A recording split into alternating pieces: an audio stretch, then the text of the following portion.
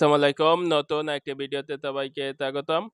এবার কথা বলবো আমাদের স্বাধীনতা পদক মহান মুক্তিযোদ্ধাদের স্মরণ করে দেশ এবং দেশের সাথে তার প্রাণ বিনিময় এবং দেশের কাছে অভূতপূর্ণ লড়াইয়ের দ্বারা এবং বর্তমান এবং অতীতে মুক্তিযুদ্ধের সময় যারা লড়েছেন তখন এবং বর্তমানে তারা স্বাধীনতার জন্য লড়ছেন এবং অতীতে মুক্তিযুদ্ধের সময় তারা লড়েছেন সকল বীরদের স্মরণ করে মহান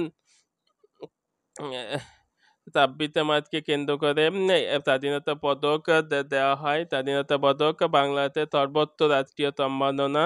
এটাও ১৯৭৬ সাল থেকে প্রদান করা হয়।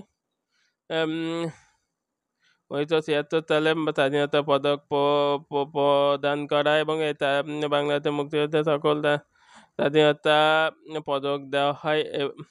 ২০০০ এবছরও স্বাধীনতা পদক দেওয়া হয়। স্বাধীনতা পদকেও সর্বোচ্চ রাষ্ট্রীয় স্বীকৃতি এবং পুরস্কার এবং অর্থ ও সম্মাননা হিসাবে তাদেরকে জ্ঞাপন করা হয়। এবছরও ২০২৫-এ শিল্পী আজম খান, বীর মুক্তিযোদ্ধা এবং আবরার ফাহাদকে স্বাধীনতা পদকে এবং আরও অনেকে স্বাধীনতা পদকে ভূষিত করা হয়। জীবিত এবং মৃত উভয় সম্মাননা হিসেবে স্বাধীনতা পদক দেওয়া হয়। সবাইকে এ পর্যন্ত ধন্যবাদ।